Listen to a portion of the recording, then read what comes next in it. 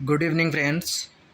इस वीडियो में हम बात करेंगे कि जिन लोगों का सिलेक्शन होता है केवीएस में, सिलेक्शन के बाद हमें जब ज्वाइन करने हम जाते हैं तो कुछ डॉक्यूमेंट्स होते हैं जिनको हमें रेडी करके रखना होता है और उन डॉक्यूमेंट को हमें सबमिट करना होता है at the time of joining. Means procedure ये होता है कि जैसे ही रिज़ल्ट आता है, जब ऑफ़र ऑफ अपॉइंटमेंट केवीएस भेजता है हमें, तो उस ऑफ़र ऑफ अपॉइंटमेंट के साथ में उसको लेकर के जो विद्यालय हमें मिलता है, तो जब हम उसमें रिपोर्ट करते हैं तो कुछ ऐसे डॉक्यूमेंट्स हैं जिन्हें हमें रेडी करके ले जाना होता है। अब उन डॉक्यूमेंट में कौन-कौन से हैं वो हम आपको बता रहे हैं। जैसे कि ये पिछले साल का है, मेरा ही है ये। उसमें देखो लिखा है कि The following documents are to be submitted mandatorily to the KVS at the time of joining. The formats are enclosed along with this letter. अब जैसे होता क्या है कि जो आपका मेल के थ्रू भेजा जाता है लेटर, तो उसमें ये भी सारे डॉक्यूमेंट मेल किए जाते हैं। बस उनको फिल करके और जिस भी कॉम्पिटेंट अथॉरिटी को बोला जाता है उसके साइन चाहिए होते हैं, उनके द्वारा अटेस्टेड चाहिए होते हैं, उनसे हम उनको करवा लेते हैं। अब इसमें था क्या क्या रहता है, पिछली बार इन्होंने इंट्रोड्यूस किया था सर्विस एग्रीमेंट कम श्योरिटी बॉन्ड।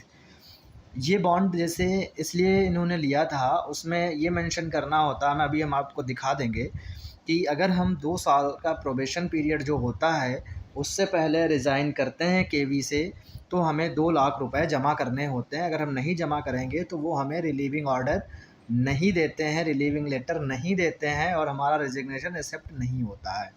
तो इस वजह से ये इन्होंने लास्ट टाइम इंट्रोड्यूस किया था। अब इस बार ऐसा, वैसे जमा तो करना ही पड़ेगा जहाँ तक है, लेकिन उसके कुछ क्लॉज़ हैं, उसको हम इसका एक अलग से वीडियो बनाएंगे, उसमें हम डिस्कस करेंगे कि इसमें क्या-क्या चीज़ें रहती हैं, जो भी इस तरीके का है, ठीक है। तो ये 100 रुपीज़ का स्टाम्प पेपर होता है, उस पे हमें जो भी उनका एक फॉर्मेट है उसको प्रिंट आउट करा लेते हैं या टाइप करा लेते हैं, और उसको हम लगा देते हैं और जमा करते हैं। दूसरा है character and antecedents verification form along with 3 recent photographs, ये भी मैं अभी आपको दिखाऊंगा। फिर उसके बाद medical fitness certificate issued by the district medical officer और a medical officer of equivalent status. Next है acceptance of appointment offer, oath of allegiance, statement of movable and immovable properties and liabilities.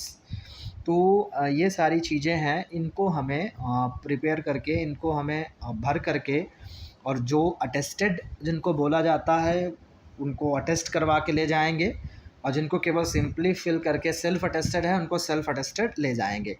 अब ये document हैं कौन कौन, जैसे कि ये मेरा ही है, मुझे ही आया था, ठीक। ये है सबसे पहले acceptance of offer of appointment, क्योंकि जो हमारे पास अपॉइंटमेंट लेटर आया है उसको हम एक्सेप्ट कर रहे हैं, तो इसको फिल करके जमा करना होता है। जैसे कि ये मैंने I Gaurav Kumar Tripathi hereby accept the offer of appointment to the post, ऐसे करके ये आपको फिल कर लेना है। इसमें आपका जो लेटर आएगा वो लेटर का नंबर पड़ता है, जो ज्वाइनिंग लेटर आपके पास भेजा जाता है, अपॉइंटमेंट लेटर जो भेजा जाता है उसका नंबर होता है वो पड़ता है, और किस डेट में इशू हुआ वो डेट पड़ेगी। इस तरीके से किस सब्जेक्ट के लिए हुआ वो सब्जेक्ट पड़ेगी, कौन सा विद्यालय हुआ वो सब पढ़ के इस तरीके से हम कर लेंगे, ठीक। ये एड्रेस है। फिर उसके बाद कैरेक्टर सर्टिफिकेट होते हैं, 2 हमें जमा करने होते हैं। एक कैरेक्टर सर्टिफिकेट मतलब होता है जो गज़टेड ऑफिसर से होना चाहिए, जिसे हम कह सकते हैं अपना प्रीवियस स्कूल कोई भी है उससे आप करवा सकते हैं। दूसरा भी चाहे तो गज़टेड ऑफिसर या किसी सांसद वगैरह से आप करवा सकते हो, ठीक है। तो जैसे ये कैरेक्टर सर्टिफिकेट है, तो इसमें आप अपने आप भर लीजिए, फिर इसको जो भी आपका क्लोज़ हो उससे आप साइन करा सकते हैं, गज़टेड ऑफिसर होना चाहिए, ठीक है। तो इस तरीके से हम इसको फिल करा लेंगे। फिर ये दूसरा सर्टिफिकेट होता है, ये किसी दूसरे से साइन होगा, ठीक है। ये देखो दूसरे से साइन है, और ये वाला नीचे वाला ये दूसरे से साइन है, ठीक। तो इस तरीके से हम इसको करा लेंगे, ठीक। ये 2 हो गए कैरेक्टर सर्टिफिकेट। फिर उसके बाद नेक्स्ट होता है हमारा आइडेंटिटी सर्टिफिकेट। ये आइडेंटिटी सर्टिफिकेट इनमें से किसी से भी आप करा सकते हो, जैसे कि यहाँ पे जो लिखा है गेजेटेड ऑफिसर ऑफ सेंट्रल और स्टेट गवर्नमेंट, या member of parliament of state legislature belonging to the constituency where the candidate of his parent guardian is ordinarily resident. तो चाहे तो आपका एमएलए हो या एमपी हो, उससे करा सकते हैं, ठीक है। फिर या सब डिवीज़न मजिस्ट्रेट या ऑफिसर, या tehsildar, naib deputy tehsildar authorise to exercise magisterial powers, या principal headmaster of the recognised school college institution where the candidate studied last, ठीक है, उससे भी करा सकते हैं जहां हमने लास्ट ईयर पढ़ा है। फिर ब्लॉक डेवलपमेंट ऑफिसर जो बीडीओ होते हैं, या आपके पंचायत इंस्पेक्टर्स, इनसे हम करा सकते हैं साइन। ये भी आप अपने आप फिल कर लीजिए। फिल करने के बाद जैसे कि मैंने सांसद से कराया था, तो ये आप सांसद से इसको करा लीजिए, या जो भी हो आपका, जो भी ऊपर दिए हैं उनसे हम करा सकते हैं। फिर 2 आइडेंटिटी सर्टिफिकेट भी होंगे, जैसे कि 2 कैरेक्टर सर्टिफिकेट रहते हैं, 2 आइडेंटिटी सर्टिफिकेट अलग अलग साइंड होने चाहिए। तो ये भी है, जैसे ये हमने जहाँ से लास्ट अपनी डिग्री करी थी उन्हीं के प्राचार्य के साइन हैं, क्योंकि वो भी गजेटेड ऑफिसर ही की रैंक में ही आते हैं। तो ये 2 आपके हो गए आइडेंटिटी सर्टिफिकेट, 2 हो गए कैरेक्टर सर्टिफिकेट। फिर उसके बाद मैरिज डिक्लेरेशन फॉर्म भी आपको भरना होता है। आप अनमैरिड हैं, क्योंकि जब मैंने ज्वाइन किया था तब मैं अनमैरिड था, तो अनमैरिड में मैंने क्लिक किया था, ठीक। ये सारे क्लॉज हैं, इनको पढ़ लीजिएगा, और इस पर किसी के साइन नहीं कराने होते हैं, ये खुद ही साइन करके भरना होता है। जैसे कि एक ऊपर डॉक्यूमेंट जो है ऑफ़र ऑफ अपॉइंटमेंट, जैसे मैंने भेजा था, ये दिखाया था आपको, ये भी किसी से साइन नहीं कराना होता, खुद ही साइन करना होता है। और मैरिज डिक्लेरेशन खुद ही करना होता है, इस पर भी किसी के साइन नहीं ज़रूरत होते हैं। फिर उसके बाद हम बात करेंगे मेडिकल सर्टिफिकेट। ये आपके सीएमओ या सीएमएस जो होते हैं उनसे बनेगा। जैसे इसको आप भर लीजिए अपने ब्लॉक लेटर में, सारी चीज़ें इसमें दी हैं, ये आपका इस तरीके से भर लीजिए, जो भी स्कूल आपको अलॉट हुआ है वो भर के ले जाइएगा, और सीएमओ साइन कर देगा। हालांकि वहाँ पे एक ये साइन तभी करेगा जब आपके कुछ टेस्ट हो जाएंगे। इसको लेकर काफ़ी लोगों के क्वेश्चंस थे, सर उसमें क्या क्या चीज़ें देखते हैं टेस्ट में। तो अब यहाँ पे मैं बताना चाहूँगा, ये टेस्ट डिपेंड करता है आपके पर्टिकुलर डिस्ट्रिक्ट पे कि वहाँ किन चीज़ों का प्रोसीजर है। जैसे कि मेरे यहाँ तो मेनली आई टेस्ट करते हैं, आईज़ का देखते हैं कि सही से हम पढ़ लेते हैं या नहीं, या उसमें कोई डिफ़ेक्ट तो नहीं है, तो वो पूरा पढ़वा के देखेंगे, तो आई टेस्ट हो जाता है। बाकी फ़िज़िकल आपका एब्डोमेन टेस्ट हो जाता है, मतलब कह सकते हैं जो फिजिशियन होता है उससे टेस्ट कराना होता है। एक बोन वाले होते हैं वो टेस्ट करते हैं, मतलब ये 2-3 डॉक्टर होते हैं जिनके टेस्ट के बाद अप्रूव हो जाता है। फिर उस पर इस लेटर पे आपका सीएमओ साइन कर देता है। तो ये प्रोसीजर है। और ये जैसे मैंने कई लोगों से बात करी तो कई जगह अलग अलग प्रोसीजर होता है, कई जगह पूरा स्कैन करते हैं, सारी चीज़ें उसमें देखते हैं। लेकिन यहाँ पे मेरे यहाँ तो 3-4 चीज़ें जो मैंने बेसिकली बताई हैं, उन्हीं 3-4 जो हैं डॉक्टर से होकर गुजरना पड़ता है। वो अपनी जाँचों को जो चेक करते हैं उसको सर्टिफाइड कर देते हैं। उसमें अगर आप सही हो तो फिट फॉर द पोस्ट करके ऐसे करके साइन करके कर देंगे उस पर आपके, जैसे कि ये मुख्य चिकित्सा अधीक्षक इनके साइन है, ये साइन हो जाएंगे, ठीक है। तो इस तरीके से ये होता। और इसी का एक और है, ये भी जो है इस पे भी साइन सीएमओ के ही होते हैं, क्योंकि इसमें वो सारी चीज़ें हैं, कैंडिडेट स्टेटमेंट एंड डिक्लेरेशन ये आपको खुद ही भरना है। और ये जो है लास्ट में ये भर के ये आपका दिया है, मुख्य चिकित्सा अधीक्षक ही इस पे साइन करता है आपका। ये 2 चीज़ें हैं जो आपको I declare all the above answer to the best of any belief are true and correct. तो ठीक है, तो इस तरीके से I also solemnly affirm that I have not received a disability certificate whatever pension on account of any disease। तो इस तरीके से ये डिक्लेरेशन भर के और ये हमें सीएमओ से साइन करा के जमा करना होता है। फिर उसके बाद ये अटेस्टेशन फॉर्म होता है जो आपके पीबीआर के लिए आता है वहाँ से, और ये अभी हमें स्कूल में जमा करना होगा। फिर बाद में इसको भेजा जाता है आपके डिस्ट्रिक्ट में, इस पुलिस वेरिफिकेशन जिसे कहते हैं।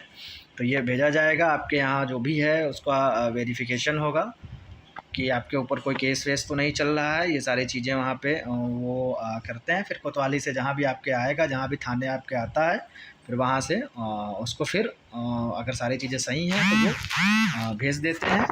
भेजने के बाद फिर आपका फिर विद्यालय चला जाता है। तो ये सारी चीज़ें इसको भी भर के आपको जमा करना होगा। ठीक है, इसको भी भर लेंगे हम। इस पर भी किसी के साइन की रिक्वायरमेंट नहीं होती है। फिर ये है स्टाम्प पेपर जो मैंने बात कही थी, जो 2 लाख बॉन्ड की बात करता है। तो ये 100 रुपये के पेपर पे बनेगा इस तरीके से। अब ये जैसे मैंने क्या किया था, जो इन्होंने फॉर्मेट दिया था उसी को फ़ोटोकॉपी करा दिया था इसी के ऊपर। तो जहाँ जहाँ चीज़ें भरनी थी वो हमने भर दी थी। जैसे ये सारी चीज़ें रहती हैं, this contact made on the date this August two, ऐसे करके पूरा प्रिंसिपल, फिर स्कूल का नाम, आपका नाम, पिताजी का नाम, एड्रेस। फिर इसमें होते हैं जो श्योरिटी के लिए कुछ, जो जिनको हम गारंटर बोलते हैं, तो उनके भी साइन इसमें होते हैं। और इस तरीके से ये पूरा, कुछ नहीं करना होता, जो फॉर्मेट वो भेजेंगे उसी फॉर्मेट को आप इस पर फ़ोटोकॉपी करा लीजिएगा और उसमें जहाँ जहाँ चीज़ें जो भी भरने वाली हैं वो आप भर दीजिएगा इस तरीके से, और ये आपका बन जाएगा और इसको आप जमा कर दीजिएगा इस तरीके से। इसको भी गज़टेड ऑफिसर से ही साइन कराना होता है। ठीक है, इस पे भी जो आपके गज़टेड ऑफिसर होंगे उसके साइन ज़रूरी हैं। तो ये कुछ चीज़ें हैं जिन पे हमें साइन कराने होते हैं। तो ये डॉक्यूमेंट हैं जो आपको बनवाने होंगे। जैसे ही आपका ऑफ़र ऑफ अपॉइंटमेंट लेटर आएगा उसके बाद इन डॉक्यूमेंट को रेडी करा के और हमें विद्यालय पहुंचना होता है। इसके साथ ही साथ जितने भी हमारे और डॉक्यूमेंट होते हैं उनकी एक फ़ोटोकॉपी और ओरिजिनल डॉक्यूमेंट सारे आप लेके जाइए विद्यालय, क्योंकि वहाँ पर जब हम जाते हैं तो फिर से एक सेट हमें फ़ोटोकॉपी जो ज़ेरॉक्स हम कराएंगे सारे डॉक्यूमेंट का वो जमा होगा इन सब डॉक्यूमेंट के साथ, और ओरिजिनल डॉक्यूमेंट वो देखेंगे और तुरंत आपको वापस कर देंगे। मतलब वो जमा नहीं करते हैं, जैसे कि बहुत जगह पे होता है। जैसे कि मैं यूपी में ही हूँ, यूपी में प्राइमरी में क्या होता है, वो आपकी फ़ाइल पूरी जमा कर ली जाती है, 3-4 साल बाद मिलती है, या जब आपका मतलब वेरिफिकेशन पूरा करा लेते हैं तब वो देते हैं, उसमें भी काफ़ी टाइम लग जाता है। लेकिन वहाँ ऐसा नहीं होता, तुरंत ही आपको वो डॉक्यूमेंट आपके ओरिजिनल देख के वापस कर देंगे। फिर जब भी आप वहाँ से आइएगा, जैसे क्या है इसका प्रोसीजर, आप ओरिजिनल लेके जाइए, ज्वाइन कर लीजिए। जब भी आप घर आइए फ़र्स्ट टाइम वहाँ से, तो उनका सारे ओरिजिनल आप लेके घर में रख दीजिए आकर के, और उनकी 1-2 फ़ोटो सेट आप वहाँ रखिएगा, क्योंकि जब भी कभी कोई ज़रूरत पड़े वहाँ पे, जब मान लो एट रैंडम कहीं कोई डॉक्यूमेंट लगता है तो आपके पास ज़ेरॉक्स होंगी ही, फ़ोटोकॉपी होंगी, तो उन फ़ोटोकॉपी से फ़ोटोकॉपी करा के आप वहाँ पे जमा कर दीजिए जब भी कभी ज़रूरत पड़ती है। लेकिन ओरिजिनल डॉक्यूमेंट आप सेफ़ली अपने घर पे ही रखिए। मैं यही कहूँगा कि जो भी आपका घर है वहाँ सही सुरक्षित रहेंगे वो। तो ये चीज़ें हैं। बाकी अभी 1-2 लोगों ने मुझसे पूछा, सर सैलरी कब से मिलने लगती है? जैसे कि हमारे स्टेट में क्या होता है, 5-6 महीने बाद मिलनी शुरू होती है, तो वहाँ पर सैलरी तुरंत ही मिलनी शुरू हो जाती है। जैसे कि मान लीजिए कि आप अगर किसी भी डेट में, जैसे किसी भी मंथ की 15 तारीख से पहले ज्वाइन करते हैं, मान लो आपने 10, 11, 12, 13, मतलब मैंने एक 15 तारीख मानी है, तो इससे पहले अगर आप ज्वाइन कर लेते हो तो फिर क्या होगी, आपकी जिस डेट को आप ज्वाइन करोगे और जितने दिन उस महीने आप सर्विस करोगे उतने दिन की सैलरी आपके अकाउंट में 30 तारीख को या 31 तारीख को आ जाएगी। ठीक है, अगर आप 15 के बाद, या यूँ कहें कि वहाँ पर सैलरी जब बनती है, सैलरी 15-16 में बन जाती है और 15 से 20 तक वो सैलरी मतलब जनरेट कर लेते हैं। तो अगर सैलरी बन चुकी है उस मंथ की सारे टीचर्स की, जो अदर टीचर्स पहले से काम कर रहे हैं उनकी, तो हो सकता कि जब एक बार जनरेट हो गया है बिल वहाँ का, तो फिर क्या होगा कि अगले महीने, क्योंकि इस महीने तो जनरेट हो ही चुकी है, तो अगले महीने जो सैलरी आएगी उसमें आपकी उस महीने की और इस महीने की भी, क्योंकि मान लो 15 के बाद आपने ज्वाइन किया तो 15 दिन या 10 दिन या 12 दिन जो भी बचे ये, और अगले महीने की पूरी ऐड होके आ जाएगी। और अगर अभी बिल जनरेट नहीं हुआ है तो जिस महीने आप ज्वाइन करोगे उसी महीने उतने दिन की सैलरी आपके अकाउंट में 30 या 31 जितने दिन का महीना होता है आ जाती है। मतलब 1 तारीख से पहले ही वो सैलरी अकाउंट में भेज देते हैं, और 1 तक तो भेज ही देते हैं। तो सैलरी का कोई इशू नहीं है केवी में, सैलरी मतलब टाइमली मिलती है, सारी चीज़ें अच्छी हैं, बहुत सारी चीज़ें पैसों के मामले में इतना ज़्यादा वो नहीं वो करते हैं। तो और भी चीज़ें हैं उनको हम डिस्कस करेंगे नेक्स्ट वीडियो में। आपकी कोई क्वेरी हो आप पूछ सकते हो।